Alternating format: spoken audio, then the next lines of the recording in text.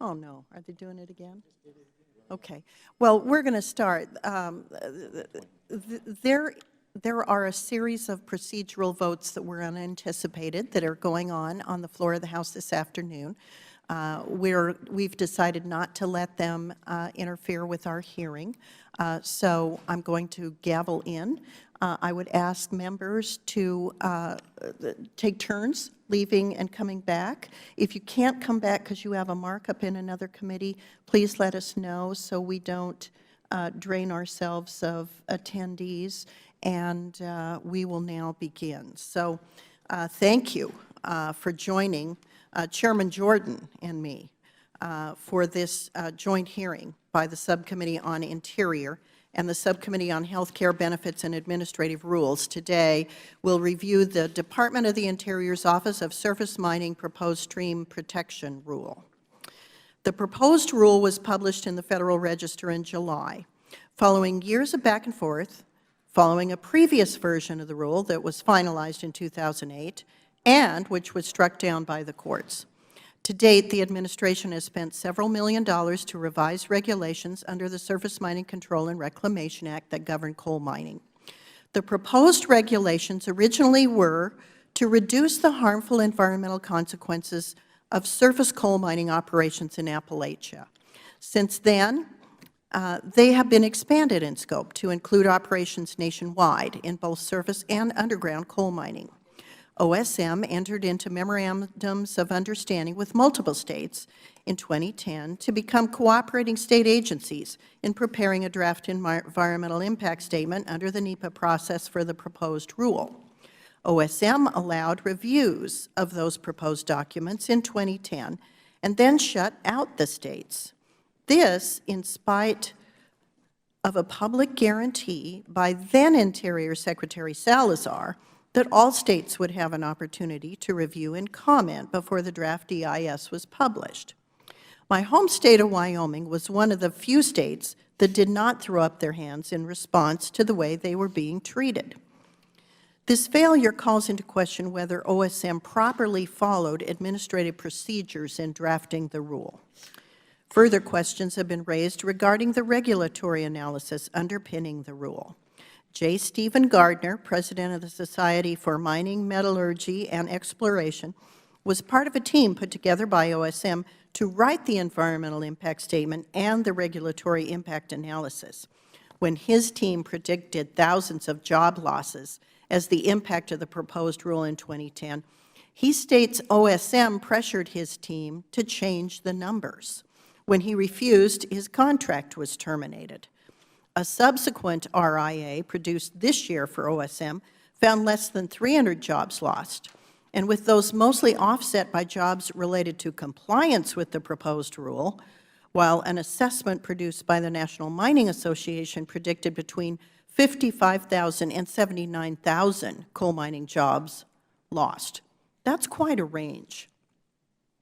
The Assistant Secretary for Land and Minerals Management, Janice Schneider, is before the committee, and I appreciate your willingness to work with us as we've had to repeatedly reschedule this hearing, and today we're going to have some interruptions. So I am grateful that you are here and willing to tolerate some of these interruptions. I really do look forward to hearing from you and the other members as we try to clarify what's going on here. We are in order. We now will recognize the ranking member, and I will let you know that without objection, the chair is authorized to declare a recess at any time, although we hope to rotate in and out as these procedural votes continue. The chair now recognizes the ranking member, Ms. Lawrence. Thank you, Madam Chairwoman, and thank you so much for holding this hearing. The proposed stream protection rule is drafted to preserve clean water and a healthy environment. This new rule is necessary because existing rules do not offer enough protection to communities from the pollution and long-term environmental damage caused by the coal mining waste. Mountaintop removal mining has caused serious and permanent harm to the environment. Hundreds of miles of streams have been destroyed by mine waste. Toxic chemicals from mine waste harms fish and other aquatic life. Humans and animals that consume fish from streams contaminated by mine waste are also harmed. Recent scientific studies have strongly associated high disease and mortality rates for residents in nearby communities with the harmful effects of mining practices. Current rules to protect streams from the harmful effects of mountaintop removal mining are over 30 years old. These rules were not developed with science we have available today and have not prevented serious or persistent environmental harm. The new rule will accomplish a number of objectives, including increasing the monitoring of water quality during mining operations and afterwards, requiring mine operators to restore streams damaged by mining practices, and requiring financial assurance that long-term pollution discharges will be treated. This last point is important because current rules do not address this huge problem. Mining companies have simply walked away from the pollution they created without any financial liability to clean up the mess. Opponents of this common sense rule express concerns about loss of jobs and other economic impacts. But according to experts and testimony received today, the new rule will create as many jobs as those that are number lost. The net effect on jobs will be zero.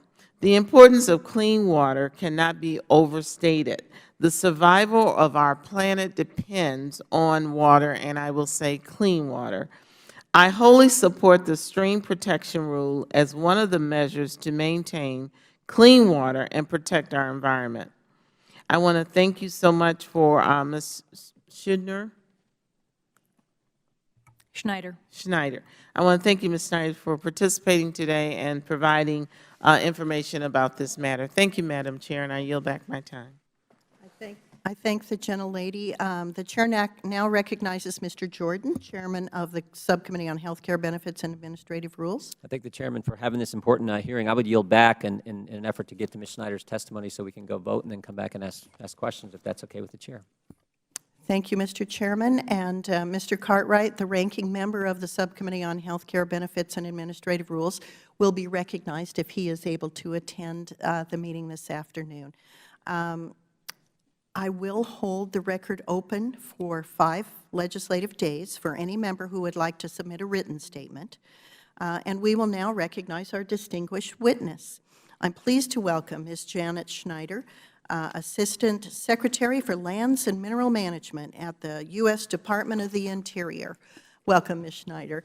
Pursuant to committee rules, witnesses are sworn in before they testify. So please rise and raise your right hand. Do you solemnly swear or affirm that the testimony you are about to give will be the truth, the whole truth, and nothing but the truth? Let the record reflect that the witness answered in the affirmative. Thank you. Please be seated. In order to allow time for discussion and questions, please limit your oral testimony to 5 minutes. Your entire written statement will be made part of the record. You may begin. You are recognized for 5 minutes. Thank you very much. Chairman Lummis, Chairman Jordan, and members of the subcommittees, thank you for the opportunity to testify on the proposed stream protection rule. The proposed stream protection rule includes reasonable and straightforward reforms to revise 30-year-old regulations for coal mining. The proposed rule recognizes, as the Energy Information Administration does in its forecast, that coal mining and coal-fired electricity production will be a part of our energy mix for decades to come. And so the proposed rule is designed to keep pace with current science, technology, and modern mining practices, while also safeguarding communities from the long-term effects of pollution and environmental degradation that endanger public health and undermine future economic opportunities. Every reclamation practice contained in the proposed rule has been successfully implemented by a mine operator somewhere in the country. Through this proposed rule, we are leveraging innovations of the industry by adopting best practices developed over the last 30 years to improve the regulations. I would like to stress that this is a proposed rule. It has been available for public review and comment for close to 3.5 months, including one extension of the comment period that was already granted. Comment in some of the most impacted areas of the country, including to hold 6 public hearings in September. To date, there have been about roughly 94,000 comments received on the proposed rule. We are evaluating all of the comments received in detail in developing a final rule and are meeting with all state regulatory authorities who wish to further discuss their submitted comments. In 1977, Congress enacted SMCRA, which established a program to regulate coal mining. Over the years, OSMRE has adopted 4 different sets of regulations on the topic we are discussing today, most recently in 2008. Last year, however, a federal district court vacated the 2008 rule due to Endangered Species Act violations and ordered reinstatement of the 1983 version of the Stream Buffer Zone rule. The rule was adopted over 30 years ago and is the base for state deal over the last 3 decades about the impacts of coal mining operations and how to prevent it. We believe that the proposed rule strikes an appropriate balance between environmental protection, agricultural productivity, and the nation's need for coal as an essential source of energy, while providing greater regulatory certainty for the mining industry. OSMRE's analysis and outreach to stakeholders identified 7 key areas for improvement to uphold the obligations of SMCRA. The time allotted does not allow for me to elaborate on all of these key areas, but they are described in my written statement for the record. I would like to highlight the key aspects of the proposed revisions. They include a better understanding of baseline conditions at mining sites, improved monitoring, clarity on what constitutes material damage to the hydrologic balance, outsales handling and restoration requirements designed to take into account advances in technology, information, science, and methodologies over the last 30 years. We've used a highly experienced team to develop the draft regulatory impact analysis for the proposed rule. Among the many benefits, the draft RIA estimates that for the period from 2020 to 2040, thousands of miles of streams will be in better condition if the proposed rule is adopted, and nearly 60,000 acres would be reforested or reforested in an improved manner. Consistent with EIA forecasts, the draft RIA finds that while coal will be a part of our energy mix well into the future, coal production is expected to decline even under existing regulations. This is being driven by market conditions, including the low price of natural gas and fuel switching by utilities, which are, in and of themselves, anticipated to result in a further decline in demand for coal and reduced annual coal production of approximately 15%. The draft RIA estimates that over the same period, the proposed rule's economic effects are minimal. Annual coal production is anticipated to be reduced by only 0.2%, and coal production-related job losses would be largely offset by increases in compliance-related jobs, so essentially a wash. The draft RIA also estimates that industry compliance costs are small, as is the rule's impact on electricity production costs for utilities at 0.1%.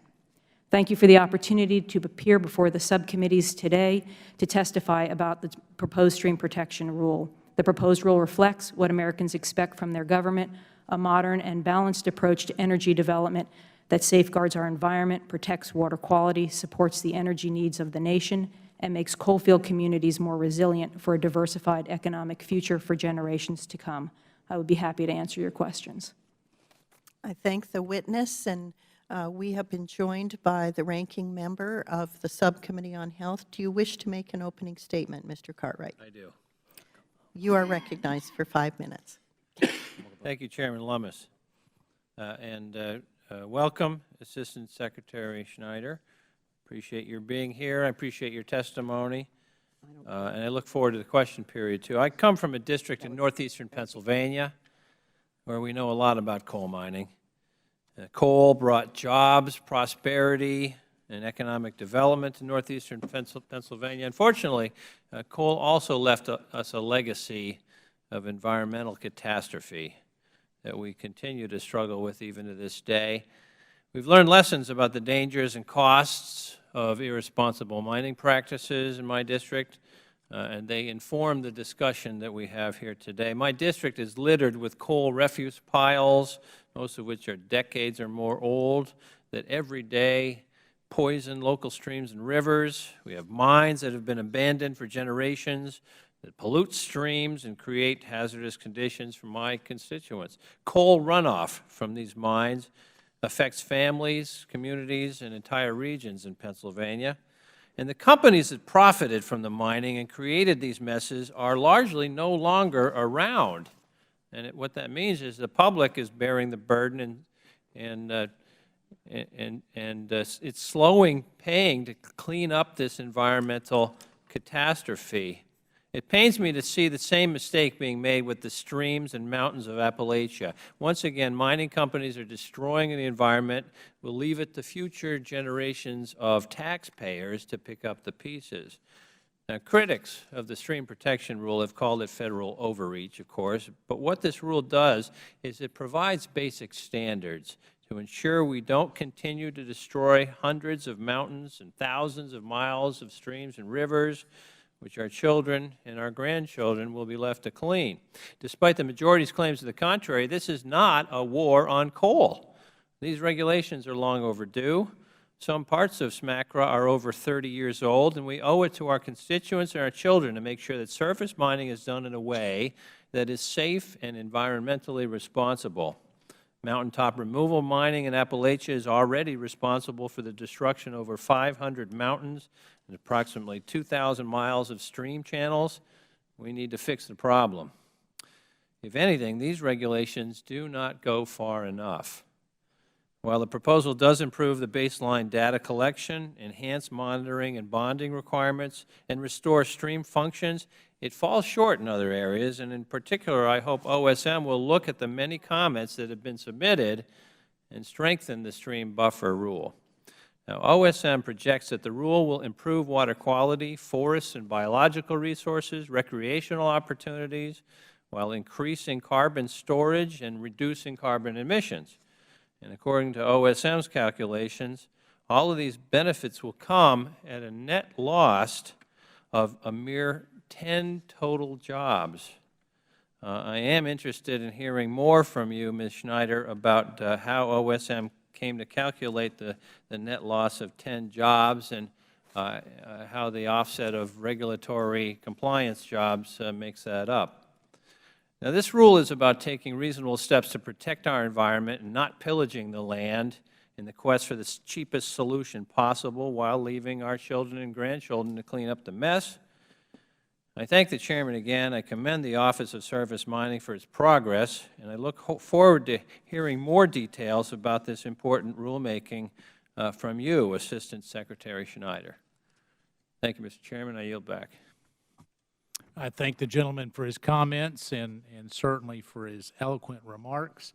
I'm going to go ahead and recognize myself. We're trying to keep this going while I won't say your side, but somebody is trying to adjourn the events, but I know it's not the gentleman from Pennsylvania. So we're going to try to keep this moving. I'll go ahead and recognize myself for 5 minutes for a series of questions. So, Ms. Schneider, help me understand a little bit the process. What I've been informed with is that this whole rulemaking process actually didn't really involve stakeholders, as has been, I guess, intimated. And then we have one public hearing. Is that correct? Was it one public hearing? Your mic. Yeah. Thank you. No, the process has been actually quite extensive, and one of the reasons it's taken as long as it's taken is a real effort to try to engage a broad range of stakeholders. All right, so why did the 8 states eliminate themselves? I guess you're down to 2 states now from a NEPA standpoint. Why did they get out?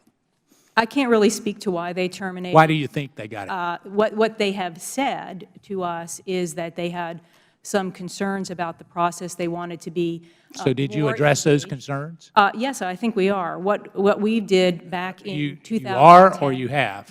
Both, and if I may, Okay, sir. go ahead. Back in 2010 and 2011, as I've been advised, and I was not at the department for most of the period involved, but I've been advised that OSMRE provided chapters of the administrative draft of the EIS to the state regulatory authorities. The states had as cooperating agencies, the states had the opportunity to provide comments. We used those comments in developing the draft the draft environmental impact statement that is out on the streets, and we issued an advance notice of proposed rulemaking and a scoping process. We got over 50,000 comments on that. Well, I know how Have the that works. draft out I've been now. involved in that, Ms. Schneider. I mean, that goes out. You get tons of comments from the Sierra Club and others. I mean, the stacks are voluminous.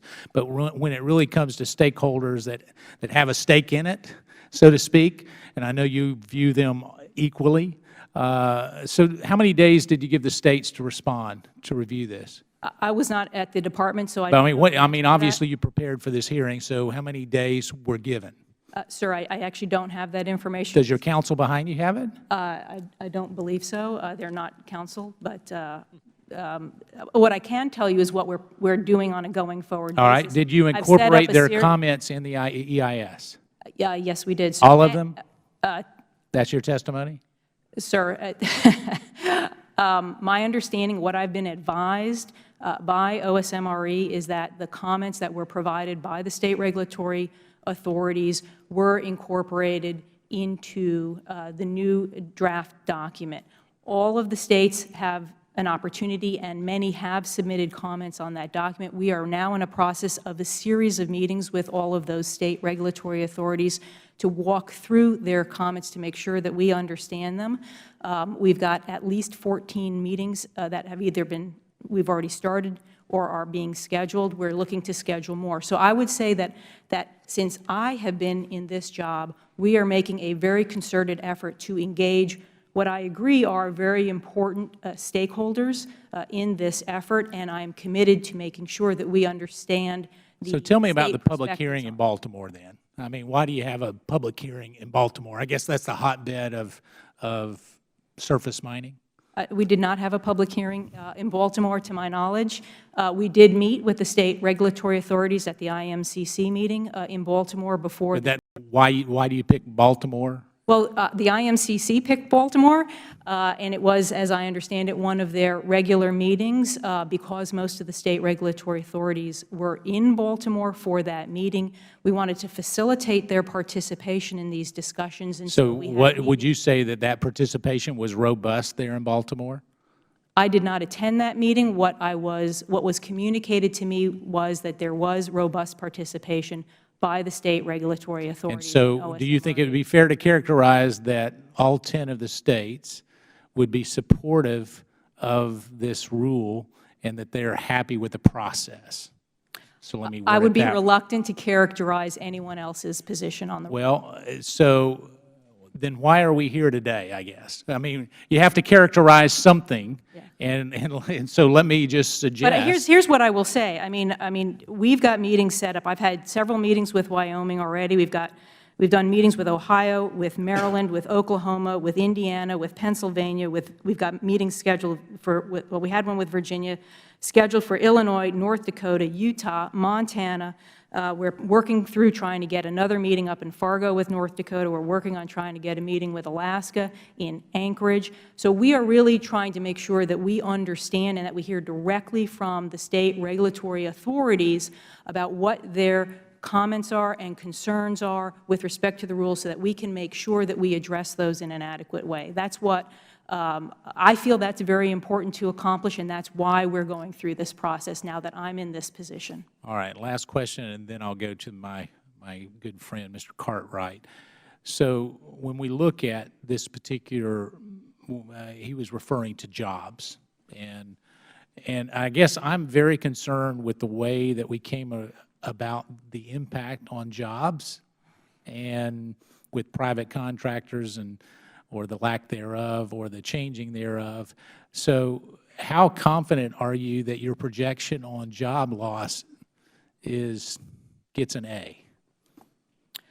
I'm actually pretty confident that we've done So a you've good looked at the job. matrix on that? I have reviewed the regulatory impact analysis. No, the matrix of, I guess the matrix of jobs I mean, when you look at jobs, how do you figure out? Because I talk to all my coal states, and they say that this will kill them.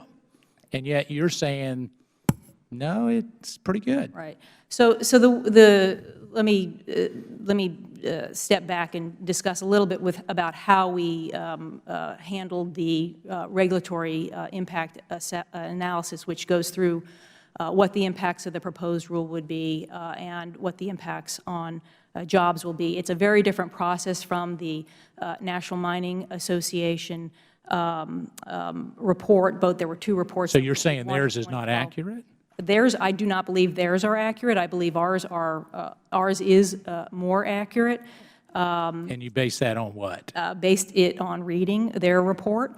So you're the official Well- arbitrator of what creates jobs or not. I'm a small business guy, so I find that very fascinating, but you go ahead. So you're the arbitrator of what creates a job or not. No, I'm not the arbitrator of that, but when you look at the analysis that was done, the National Mining Association, I mean, there are a couple of different reports out there. One was a report that they issued in 2012, which was based on a preliminary version of the rule that actually does not reflect the version of the rule that is out on the street. So it's been revised since then. So those jobs. So how many more jobs did you create those with the are- revision? If I may, sir? Yep, you may. Those will, so sometimes you'll hear the 7,000 job loss number. That's based on the earlier reports that were leaked. We've changed the rule from what was out earlier. So that number is no longer, or never was because it was preliminary, but no longer a relevant number from my perspective. The new National Mining Association job that the chairman referenced in her opening statement makes some very significantly flawed assumptions. For example, it assumes that there would be no temporary impacts allowed at all with respect to damage to the hydrologic material damage to the hydrologic balance. And it assumes, when you look at it, that it would halt most longwall mining and that it would strand reserves. And that's simply incorrect. So when they talk about their job numbers and their job loss numbers are based on extremely flawed assumptions. Now, we understand that the way they came to this is through a survey of operators. There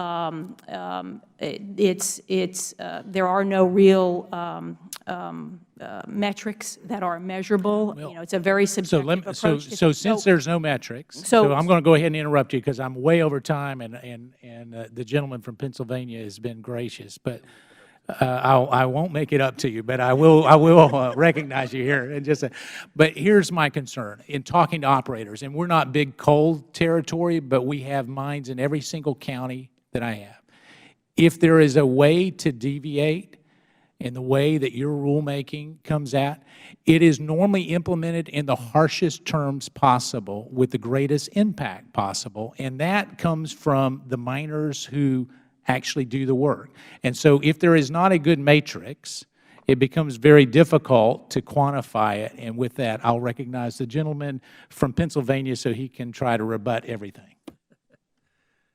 Thank you, Chairman Meadows. Assistant Secretary Schneider, I mentioned in my opening statement that I come from northeastern Pennsylvania. If you fly in to the Wilkes-Barre-Scranton International Airport and you look out the window as you land, you can see where the Lackawanna River flows into the Susquehanna River. And there's something there called the Old Forge Borehole. And it's mine effluent spilling into the river, Ms. Schneider. 60 million gallons every day flowing into the river. And it's so full of oxides of metals, that it's orange. And you can see from 2,000 feet up, you can see this distinctive orange plume flowing into the Susquehanna River. And you think, my goodness, couldn't we have prevented something like that? And this is in the Chesapeake Bay watershed, so this finds its way into this national treasure we call the Chesapeake Bay. And what was it, about a month or 2 months ago, we had the Gold King mine disaster where everybody was in a high state of outrage in this room about spilling 3 million gallons of effluent in Colorado. I repeat myself, it's not 3 million gallons on a one-event basis. It's 60 million gallons a day happening in my district, and you can see it from the air. Making sure that coal mine operators act responsibly and provide for the future cleanup of what they do is something that strikes very close to my home. Now, a recent analysis by the Office of Surface Mining found that roughly 41% of the outstanding mining permits from West Virginia are held by a company whose parent corporation is now in bankruptcy. Are you familiar with that statistic? I'm not familiar with that precise statistic, but I believe I understand where you're going. Well, part of what troubles me is that coal company executives are still getting big payouts, and workers and taxpayers are left holding the bag for these cleanup expenses. Wyoming and West Virginia officials are dealing with the issue with Alpha Natural Resources having filed for bankruptcy. How does this rule, Assistant Secretary Schneider, how does it address the problem of bankrupt coal companies walking away from their obligations and passing off the costs to the taxpayer? Mr. Cartwright, this proposed rule does not specifically address that specific issue. The issue that you're referring to is an issue that is of great concern to the Department. It is the issue of self-bonding and the ability of very large companies to, if they have the financial wherewithal, to self-bond for their reclamation liability. This is a provision that is included in SMACRA, so it is an authorized portion of the federal program, and it is an authorized portion of many state programs. We are looking very, very closely at the issue there. The situation with the Alpha Resources bankruptcy has raised very significant issues in the state of Wyoming in particular, as well as in the state of West Virginia. OSMRE has an advisory role with respect to this issue. We stand ready to work with the states to try to address this issue. It is something that is a very serious concern to us. But I don't mean to interrupt you, but I want to move to the next question. Can you explain how trusts and annuities will take the place of conventional bond instruments to ensure funds are available for mining cleanup, whether the company is around or not? Well, the issue of appropriate financial assurances, at least from my personal perspective, is something we need to look at. We are certainly doing this on the offshore right now, where we have a great deal of liability to the American public with respect to aging oil and gas facilities.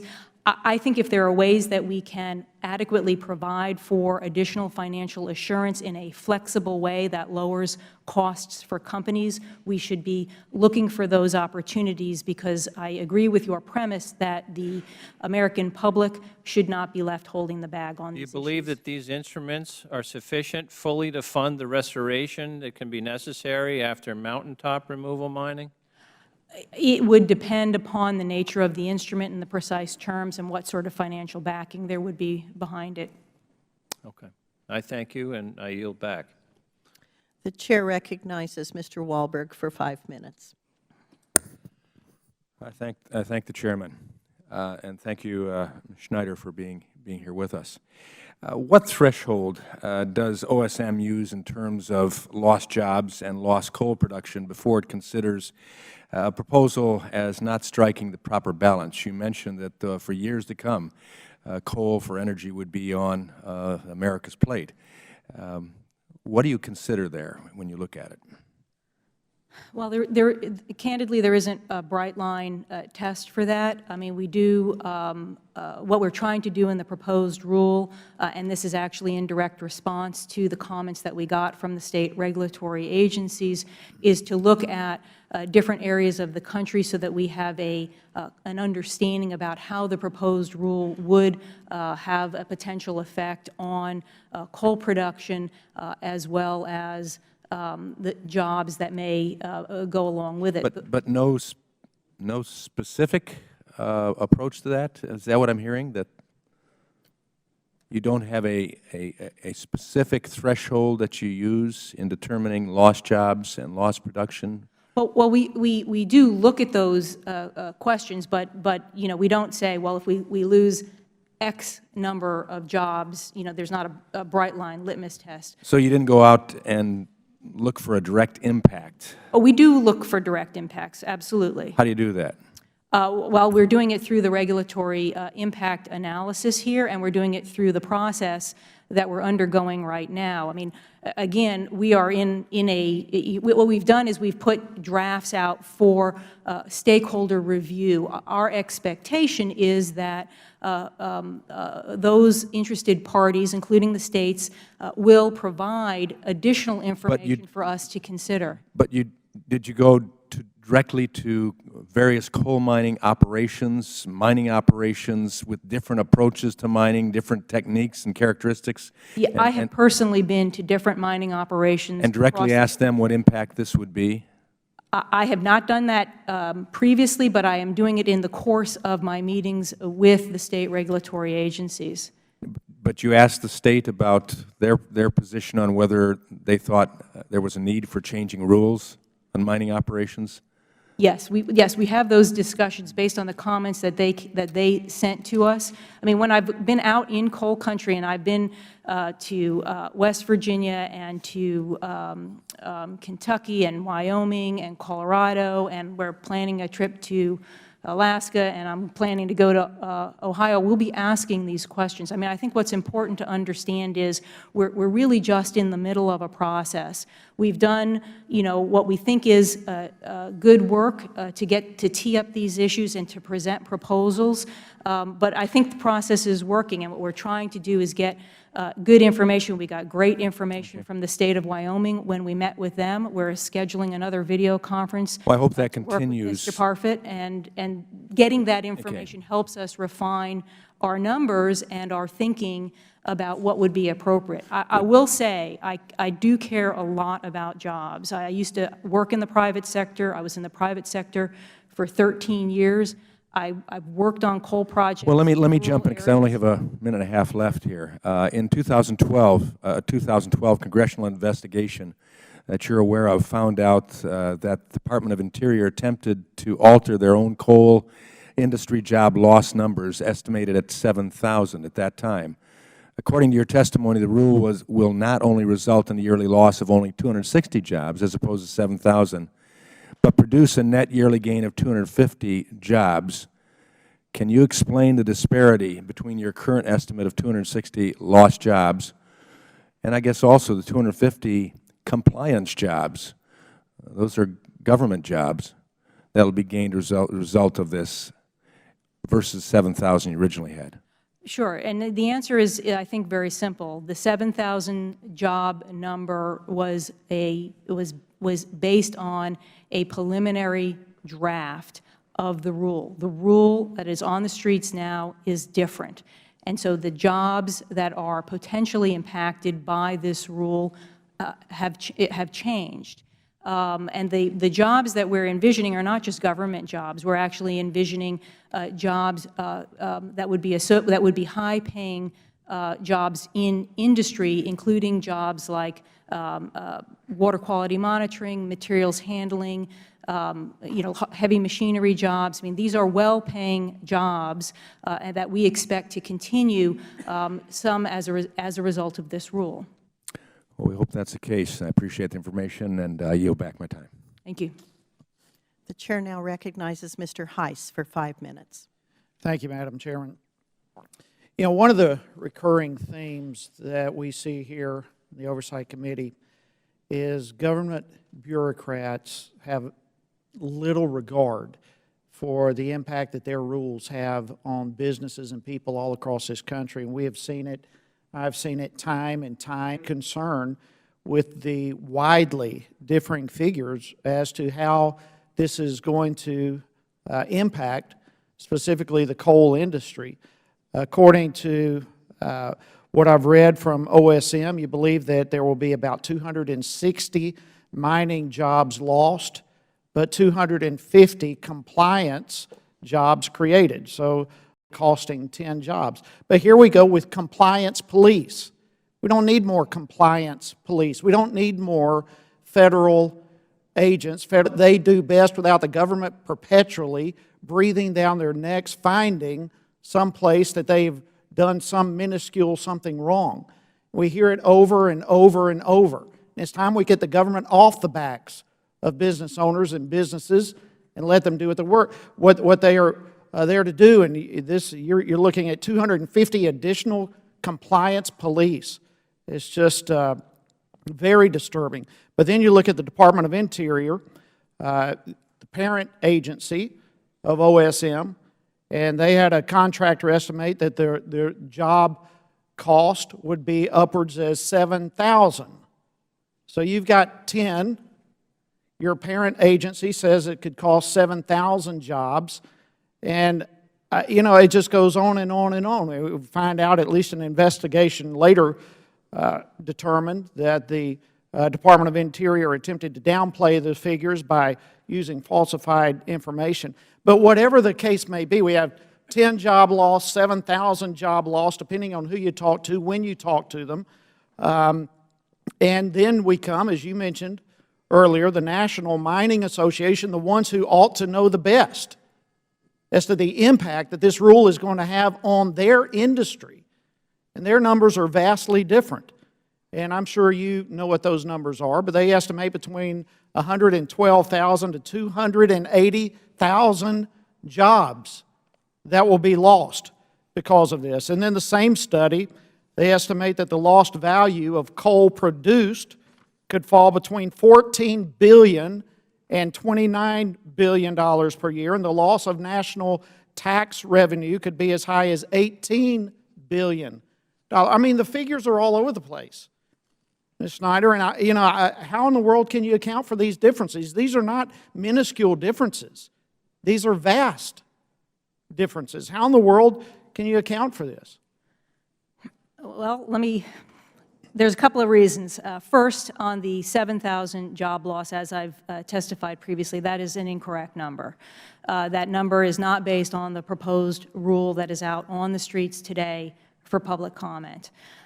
With respect to the numbers that you've shared from the two National Mining Association reports, the first set of numbers are based, again, on a preliminary draft that was leaked to stakeholders. Those numbers are not correct. With respect to the new National Mining Association report that was just recently issued this year, those numbers are also not correct. The high end of those numbers are about the entire job numbers of this entire industry nationwide. This rule will not shut down the mining industry in the United States. The real issue happening in the coal industry right now is an economic one. It is the abundance of natural gas. It is low prices of natural gas. It is fuel switching by utilities to natural gas. That is decreasing the demand for coal, and that is what is driving job losses in coal country. Now, the administration would like to work with Let me just Congress close up. Madam Chairman, on our Power Plus initiative. Thank you very much. My time has expired. Madam Chairman, I just wonder if this is just nothing other than a final push by Obama's administration, quite frankly, to give a final death blow to the coal industry before leaving office, or if this whole thing ultimately just comes down to yet another reckless government bureaucracy playing fast and loose with American jobs. And with that, I yield back. Thank you. The Chair now recognizes Mr. Jordan for 5 minutes. Thank you, Madam Chair. Ms. Snyder, when you started this process, my understanding is you invited several of the impacted states to participate. Is that accurate? Yes, sir. How many states did you invite? I don't have that number, but we can provide it for the record. I was not at the department at that time. My understanding is it was 10 states that you entered into a memorandum of understanding. Is that accurate? I don't have that number, but can provide it for the record, sir. Did you enter into a memorandum of understanding with some number of states? Yes, sir. Okay. That is my understanding. You did? Okay. Do you happen to know how many states entered into a memorandum of understanding? So you invited? No, sir, I do not know. Okay. did any turn down your offer to, when you offered states to participate in the process and enter into an agreement with you, did any of them turn it down? Do you know that much? I was not at the department at that time. I do not know, sir. Okay. Of those states that did enter into a memorandum of understanding with you at the start of this process, how many of them still have a memorandum of understanding with you? One, the state of Wyoming, and I commend them for their efforts at staying at the table. So my understanding is 10 states were invited. All of them entered into a memorandum of understanding. At some point, a significant number, well, 9 of them, said, we no longer want to work with you guys. Would that be accurate? Yeah, again, I don't know that the numbers are correct. Well, it's kind of interesting, Ms. Snyder. You know I that do one know- state still has it, but you said, well, there's other states that we offered to work with us that did enter into a memorandum, but I can't remember that number. The number we have is 10. Well, I will stipulate with you, for purposes of the testimony, that that is the correct number. Okay, okay, so we got that. So you had 10 states enter into this process at the start when you were putting together the rule. When you get to the end of the process, or somewhere during the process, 90% of the states you've entered into an agreement said, we don't like where this is going, they're not really working with us, and only one state is left. Is that accurate? Well, you might not agree with the opinion in there, but the numbers are accurate, right? A number of the states that we had previously, that OSMRE had previously entered into memoranda of understanding to be cooperating agencies in the NEPA process have terminated their participation. We have sent a letter to them asking them to reengage. I would like to have them reengage. I value their participation in the process, and I would like to see them do No, that. I'm sure you would, but the fact is they don't want to reengage, and they've been so focused on not reengaging, so disappointed in the process that 9 of them said we want out. Right, but I would Now, let me add, ask one other question too then. So isn't there an environmental impact statement that also comes out that you guys put together at the end of this process as well, right? a draft of the environmental impact statement is on it has been issued. It was open for the public comment period of over 3.5 months. And how many of about those 3.5 months. And how many of those 10 states that originally signed the memorandum of understanding have signed on to the environmental impact statement? 17 states did provide comments on the draft environmental impact. No, I'm talking about the 10 states that originally started with you. Did any of them sign on and say they agreed with the environmental impact statement? We're still working through their comments. I'm not aware of any states that have said, put our seal on the cover, if that's what you're asking me. That's exactly what I'm asking, right? Because didn't a couple states specifically say, don't put our seal on the cover? Is that right? I do know that Wyoming took that. Okay, so here's just simple numbers. When you start the process, 10 states enter into an agreement with you to work cooperatively with you. Through the course of the process, judging by their action, 9 of those 10 states said, we want out of this, we don't like where this is going. Then the final statement is an environmental impact statement, and none of the 10 states will sign that or give their stamp of approval. So you were 10% of the people, 90% wanted out.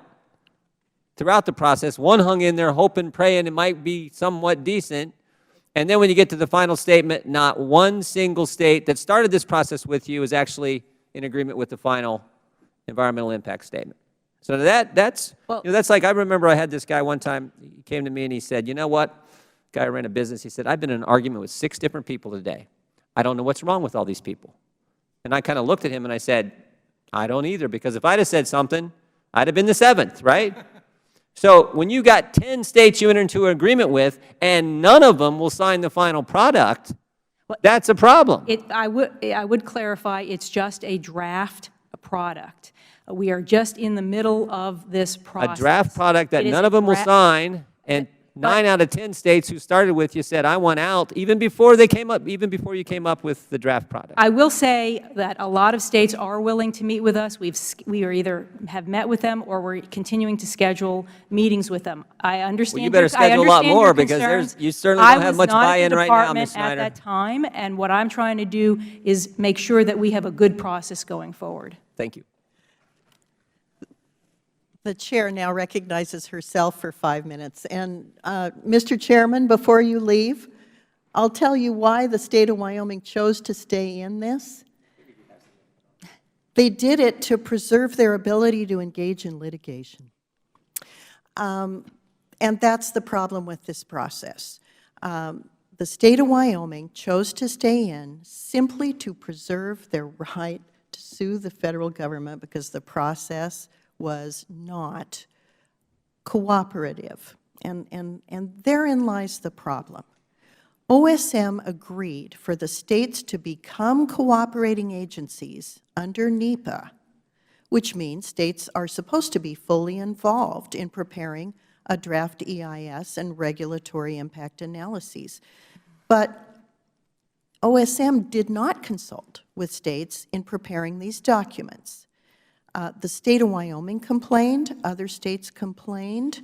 Wyoming's governor's staff say that the department just brings state agencies in, reads a list of proposals, and then allows states a few minutes to comment before ending the meeting.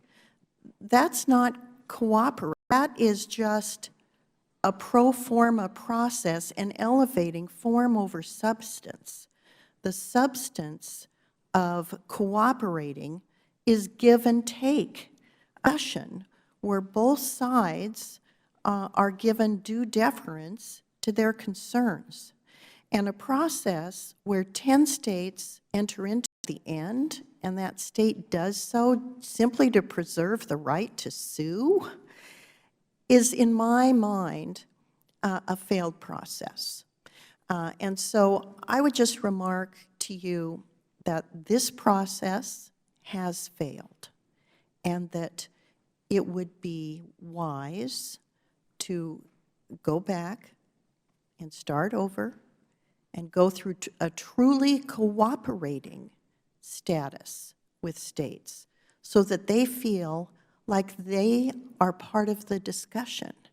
And I can tell you from just the last month in the House of Representatives, it makes a huge difference. Just the change in the new speaker, Speaker Ryan, has brought about that process of cooperation that didn't exist here before he was Speaker. And his speakership has already proven the benefits when you allow your stakeholders to be part of the discussion. It really works. And you will find that states will be marvelous partners if there is truly a cooperative process rather than a command and control process. And when states are brought in and given 5 minutes to respond to a list of possibilities that are issued, it just doesn't work. That's nobody's definition of cooperation. And the states are the ones with the boots on the grounds. They have their own processes to deal with the very issues that you are trying to rectify. And so I'm just admonishing you in a nice way, because I know you're trying. And I know that a lot of this happened under a previous secretary. But what you've done with this rule is not cooperating agencies between the federal government and the states. It's just a check the box, and the process is really broken. We were broken around here. We're fixing ourselves under Speaker Ryan, and so I know you can do it. If we can do it, you can do it. And I know I sound like a weight loss ad when I say that, but government agencies can reform themselves. So with that, I would recognize the gentleman from Colorado, Mr. Buck, for 5 minutes. I thank the chair, and I have no questions. The chair recognizes the gentleman from Arizona, Mr. Gosar, for 5 minutes. Hi, Ms. Schneider. I'm from Arizona, a state with rich history and expertise in mining. Arizona is sometimes called the copper state. It is well known because it's a leader in copper mining. While many don't consider Arizona to be a coal state, Arizona generates 40% of its electricity from coal and produces more than 8,000 tons of coal a year. Coal mining in Arizona supports approximately 4,000 jobs, statewide. Arizona is also known for its water, or sometimes lack thereof. The state is home to hundreds of dry rivers, streams that appear in flash during a rainstorm and disappear as fast as the clouds change. These are also called ephemeral streams. Through the exact definition of what that means varies widely. The SPR adopts the EPA's overarching definitions of streams developed for the waters of the U.S. rule, which has been blasted by its many authors for serious scientific and legal deficiencies. This committee has heard testimony under oath regarding the dubious and questionable science of the WOTUS rule. In fact, the scientific foundation of the WOTUS rule is in such shambles that the rule has been stopped nationwide by a federal appeals court. Now, Ms. Schneider, did the Department or Office of Surface Mining conduct its own analysis of a definition of ephemeral streams or adopt the EPA's definition outright? Which one was it? Thank you for that question. The proposed rule does not adopt the EPA Waters of the United States. So you did your own? No, we used the Corps of Engineers definition under its nationwide permit program. One of the things that we wanted to do was to make sure there weren't a whole bunch of new definitions for people to have to grapple with, and to try to use a consistent set of definitions. In discussions with stakeholders, most agreed that the U.S. Army Corps of Engineers definition in the nationwide rule would be the one that makes the most amount of sense, because at the end of the day, the Army Corps would be the one determining whether that was a jurisdictional water of the United States. So then who made the decision to base the SPR on science underlining a rulemaking that is not yet final? We did not. Those rules those rules are adopted every 5 years. Those rules are final and are in place. So who made that decision? I made that decision. Okay. Now, do you intend to implement the SPR if questions regarding the scientific basis for the Clean Water Rule remain unresolved? Again, the proposed SPR does not adopt the Waters of the United States, a rule that is in. So you're going to go ahead? We have a proposed rule on the street. We're taking comments on whether we've taken comments, I should say, on whether stakeholders think that our proposal to use the Corps' definition in its nationwide permit program is an appropriate. So you do intend to implement the SPR if the Clean Water Rule is overturned by the courts? It has not been overturned by the courts, and it's not under challenge. The definition that we're But if it is overturned by the courts, you're going to go forward? And so we'll take a look at the public comments and get a sense of whether folks think that is the appropriate approach to take or not. Okay. And in your experience, you would say, yes, go forward? I mean, it seems like you want to propose a No, rule. I want to make sure I understand what the comments from the stakeholders say before I make any decisions on a particular direction to go forward. And I have a very open mind about this process. I think it's a good process. We've gotten over 94,000 comments on the proposed rule, and we're still in the process of going through all of those. But I want to make sure that I personally understand those comments before I'm in a position to switch. Madam Chair, I have another section, so I'll wait for another chance to turn before I get started on my next line. The Chair now recognizes the gentleman from from Ohio, Mr. Johnson, who is not a member of the Oversight Committee. We thank him for his interest in this hearing topic, and I would ask unanimous consent that Mr. Johnson be allowed to fully participate in today's hearing. Without objection, so ordered. With that, Mr. Johnson, you are recognized for 5 minutes. Thank you, Madam Chairman, and Ms. Schneider, thanks for joining us today. I know that you're here to try and shed light on this very, very important topic. I've been involved in the discussion and the debate on the Stream Protection Rule now for almost 5 years myself. I think that may even be longer than when you got involved with it. That would be the case, sir. So what I'd like to do, because we're going to get into some topics of detail here, can we have an agreement, because we're both looking to find the truth? If I ask you a question and you don't understand the question, just ask me to clarify the question, because I'm going to be asking you a number of questions. Is that an agreement that you and I can go forward with? Yes, sir. Okay, great. Assistant Secretary Schneider, you know, OSM's own internal analysis of an earlier and much more modest version of the stream protection rule showed that more than 7,000 coal miners would lose their jobs in 22 states. Now, Secretary Jewell claims that the new rule will cost approximately 200 miners their jobs, despite the fact that this new rule now amends or modifies 475 existing rules and adds new rules on top of that. Furthermore, losses as minor. In my view, if there is one coal miner in my district that is highly dependent upon coal for their livelihood, if there's one coal miner that loses their job, it's too many. And we got an independent analysis derived from data gathered at 36 operating mines, not hypothetical model mines, but operating mines, that puts the job loss estimates at upwards of 80,000 coal miners with this rule.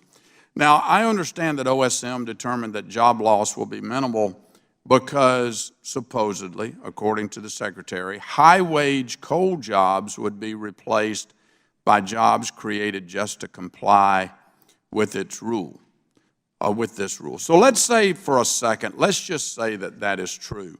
Where would these new jobs be created? Thank you for that question. Let me just step back and respond to a couple of things that you said. No, I want you to answer my question, Ms. Schneider. That was the agreement we had. Well, where would these jobs be created? Would they be created in the communities where the coal miners lost their jobs, or would they be created somewhere else? The jobs that we are, as I understand the analysis, the jobs that would be created in the coal communities. How is that? Because these are there's not no compliance industry. jobs in the sense Ms. that Schneider, there's no industry in those coal communities except those coal mines. So what kind of high-paying jobs would be created in those communities where there's no industry other than coal production? Well, I'll give you, let me, if I may, give you an example.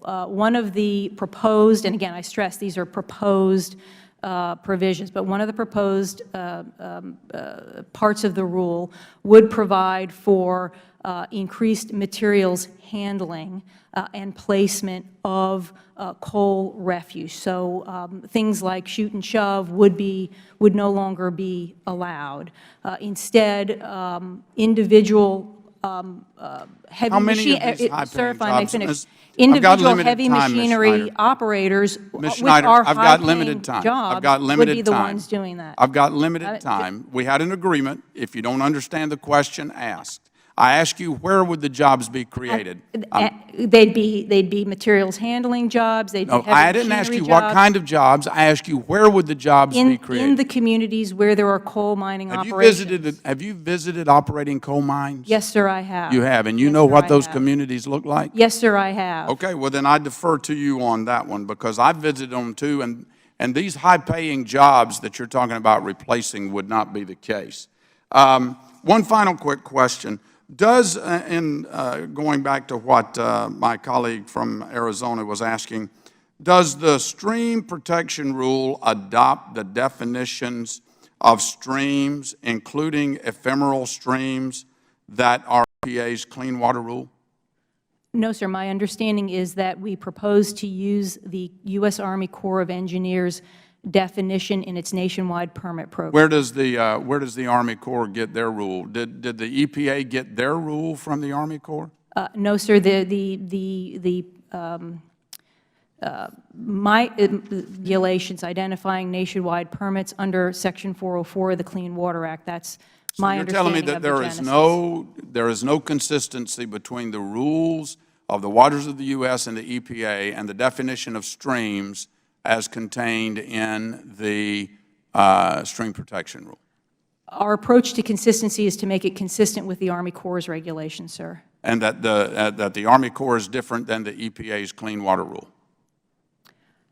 Is that your assertion then? I'm not sure I understand your question. I'm asking you, does the stream protection rule use the same definition for streams, including ephemeral streams, that the waters of the U.S., the EPA's rule does, wherever it's derived from? My Are understanding. they the same? To the best of my knowledge, tell you what, would here you- today, I do not believe that's the case. Would but you we can- take that question we will do and that, get sir. back to the committee? Because my concern is this. There's been a federal stay on the waters of the U.S. rule by the EPA, the Clean Water Rule. My question would be, what would happen to the stream protection rule if that rule is determined to be illegal by the federal courts? Where does that leave the stream protection rule? So would you take that question for the record as well? Yes, sir, we will. Thank you very much. Madam Chair, I yield back. Gentleman yields back. The chair recognizes the gentleman from Arizona. Thank you again, Chairman. In addition to copying flawed definitions from the court stayed WOTUS rule, the SPR, or the Stream Protection Rule, simply duplicates existing regulations and programs from other agencies. Even in Washington, a city known for ego and turf wars, the Stream Protection Rule is a shameless attempt by OSM to take over the roles of the EPA, the Army Corps of Engineers, and most egregiously, states as primary protector of water. The rule-making process behind the SPM, or Surface Protection Stream Protection Rule, exposes the pursuit to more about extending the agency's bureaucratic reach than improving the environmental performance. Now, Ms. Schneider, as I said before, coal mining supports 4,000 jobs in my state, which are threatened by this onerous rule. So how can OSM officials justify such a politically motivated and scientifically questionable rule that is clearly more about protecting your job in Washington than improving the quality of life for everyday Americans? There is no intent or provision in the proposed rule that would take over the EPA program, the Corps program, or state programs. I do think that there's been some confusion about our proposed definition of material damage to the hydrologic balance and what that would require. I think that And do you see why there's that confusion? well, you know, I think that this is what this process is all about. You know, we put something out on the street, we're getting good comments back on that.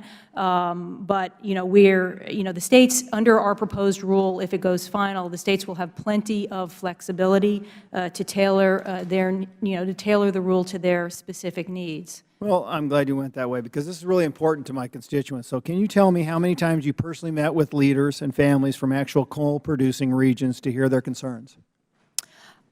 I cannot give you today an actual number, but I have been on numerous trips to coal country.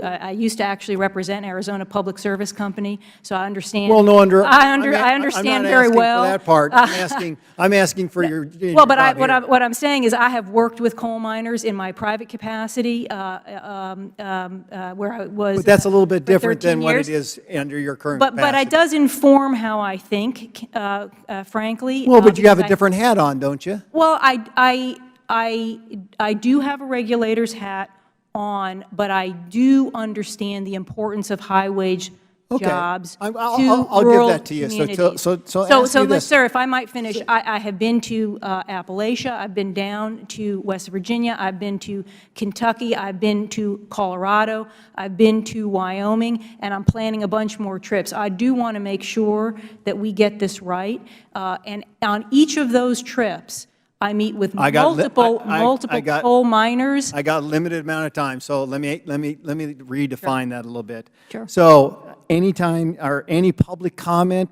hearings that you actually occurred in coal country that you participated on or hosted?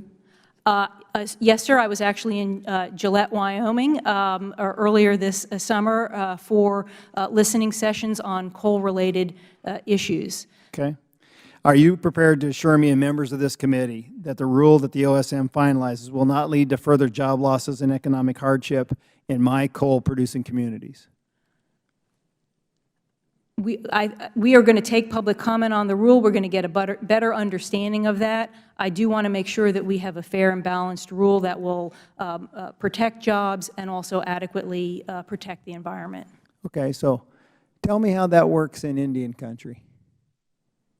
Tell me how you're going to, when this goes into effect, you're actually going to kill the only aspect that actually is a good producing job. Well- What are you going to do for that? Well, we, you know, Do you see my- as you know, OSMRE directly regulates in Indian country, so the big coal-producing nations are Navajo, Hopi, and the Crow, and, you know, we will work with them. I mean, just as we, you know, as you know, there have been some recent numerous approvals, or not numerous, but there have been recent approvals to allow the Four Corners power plant and that Navajo and the adjacent mine to move forward and to expand. And so I think the department is very mindful of jobs, and in particular of jobs in Indian communities. Well, but when you take a look at the effect of this rule, along with the Clean Power Rule, along with all the rest of the regulations going forward, so you can mine coal, you won't be able to burn it. I mean, it's a very, you know, combustible type of atmosphere that you're producing here. And so I think you mentioned maybe well, but, you know, you're overstepping your boundaries. And that's just like EPA on a number of their aspects. They've been hauled into court, and they've been stayed. And I would hope that you would learn from the mistakes, the past mistakes of this administration, and rescind this rule. And I yield back. Thank you very much. The chair now recognizes Ms. Norton for 5 minutes. I thank the chair. I'm sure everybody wants to mitigate the effects of what I understand peer review studies have found.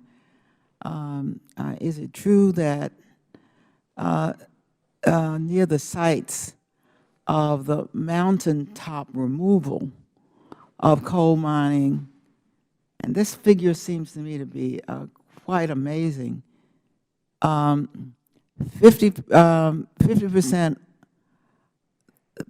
people living near those sites are 50% more likely to die of cancer and 42% more likely to be born with defects compared with people who do not live near the sites of mountaintop removal for coal mining. I mean, those are amazing statistics. Everybody ought to move now. Congresswoman, I'm not familiar with those particular statistics. I have been to West Virginia and seen the effects of mountaintop mining.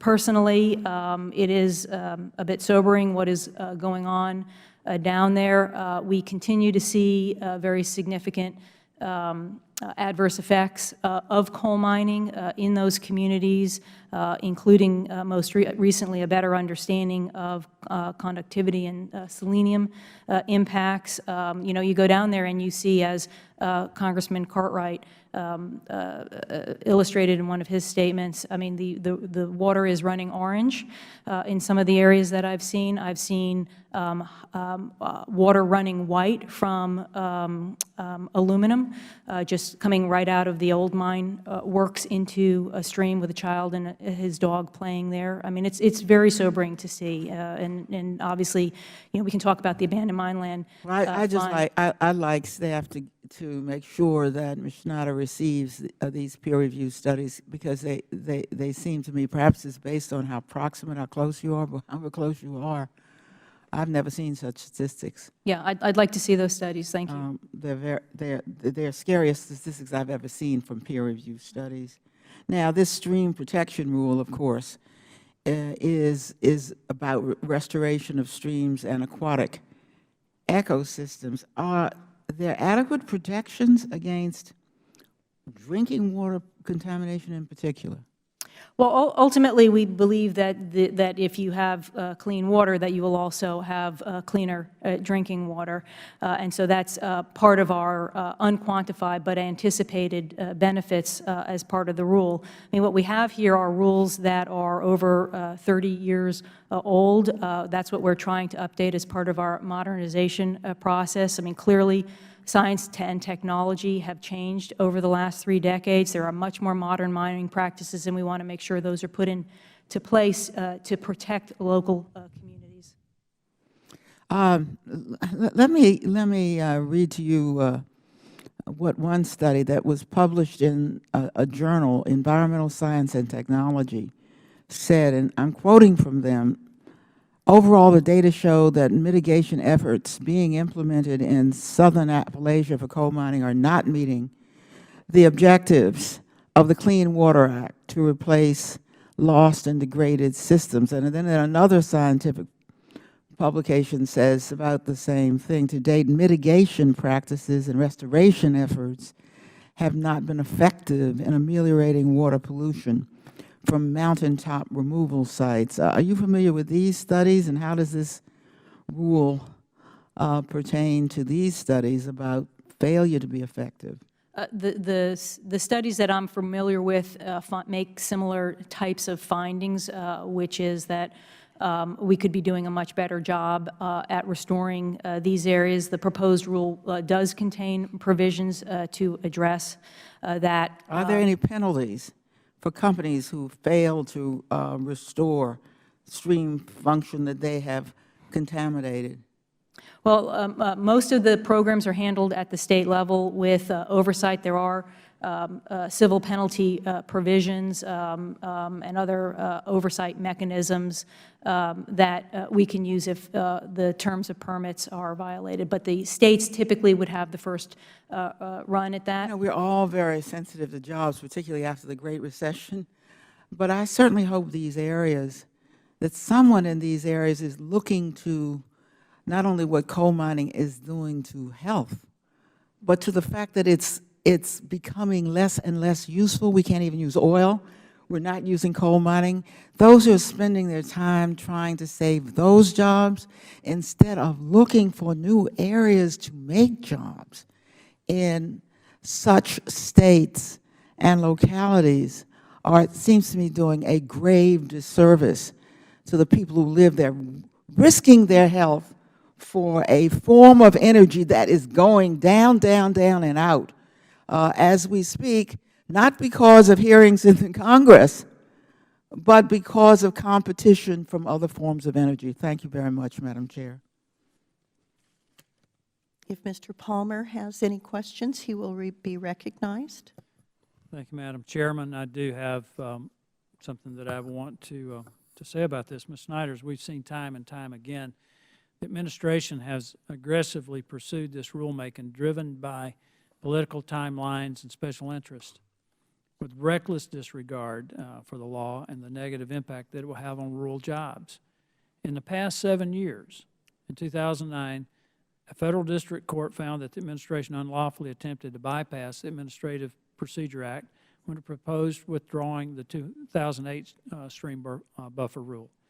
In 2010, OSM entered into agreements with 10 states to act as cooperating agencies under NEPA and then shut the states out of the rulemaking process for 5 years.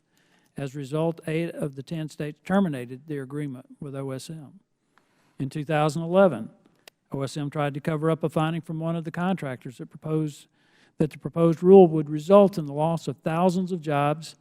Investigations by the Interior Inspector General and the House Natural Resources Committee confirmed the cover-up.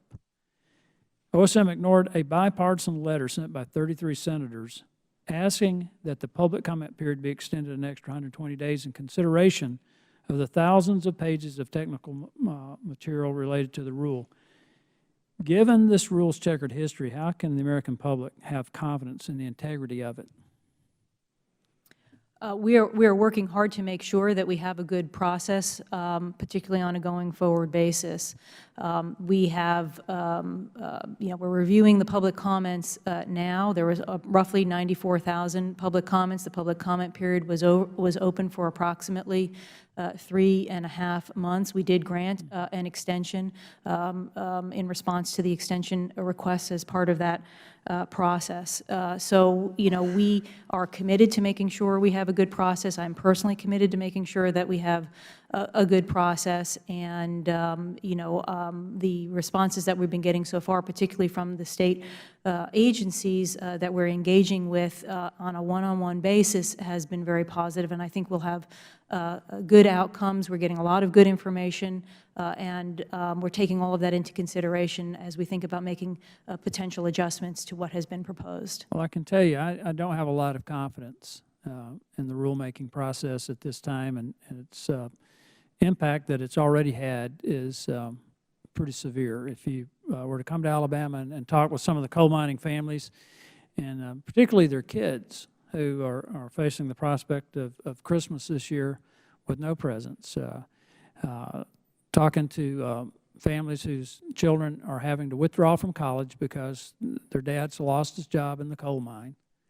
a job, a profession that they've known for 30 years. They don't know anything else. I mean, these are not made-up stats. These are real people. And it just, I tell you, it breaks my heart to see what's being done to these rural communities, to seeing what's done to these families who've worked hard. They've been a critical part of our energy infrastructure for years and years and years. And now it really, at the end of their careers, losing their jobs. So, Ms. Snyder, with all due respect, I have some serious reservations about the rulemaking process, and Madam Chairman, I hope that this committee will be engaged in the process to ensure that the rulemaking process is handled in a better manner. I yield the balance of my time. The chair now recognizes herself for 5 minutes, and unless another member comes in, I'll be wrapping up. We've had several questions today about this Inspector General's report that was produced in February of 2013. Are you aware of that report, Ms. Schneider? Yes, I've read the redacted version of the report. But not the unredacted version? No. And why is that? I read the redacted version of the report in preparation for my confirmation hearing. It had just been issued, and I had the opportunity to review the Deputy Inspector General testify about the report, in which he found that there was no undue political influence with respect to the job numbers that were evaluated in that report. He also, as I recall, testified that the contractors were not fired. Rather, they were, their contract was not renewed. So as part of that confirmation process, I reviewed that material.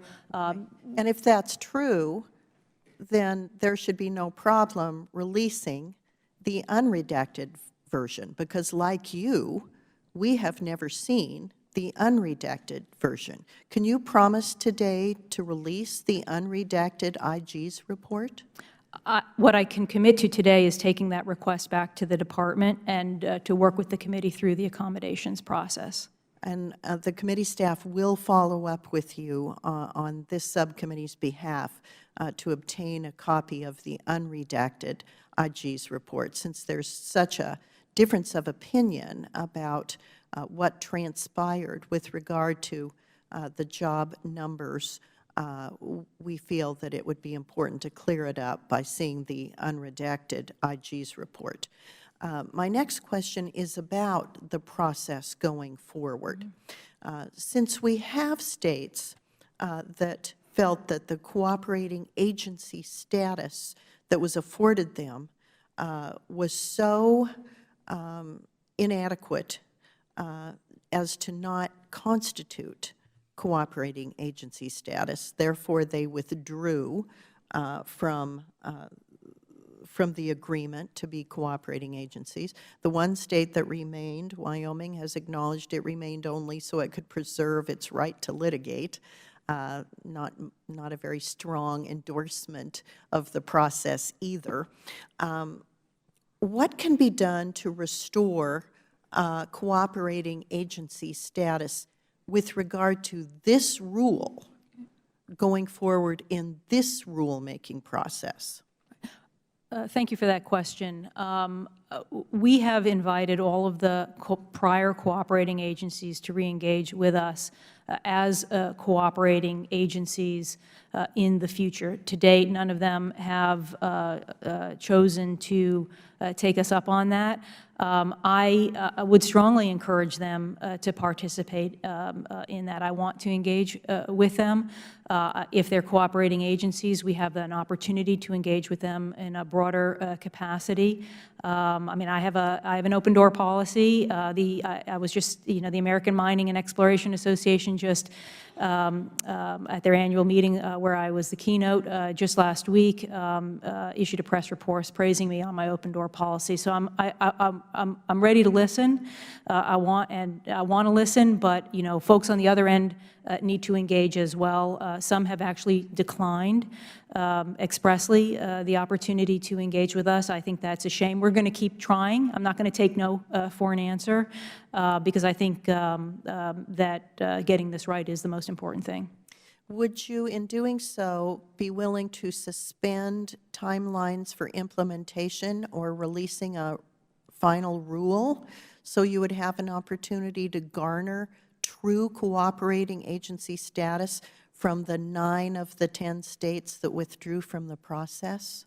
I would not be willing to suspend the process right now. I think that there's plenty of time in the process. One of the things that I've learned in the rulemaking process is it takes a really long time.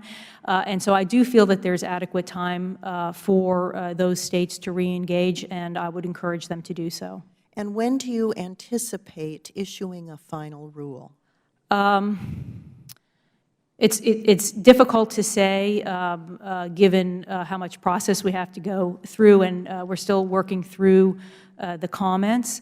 And until we get through those comments, I'd be reluctant to say, but I would hope sometime in late 2016.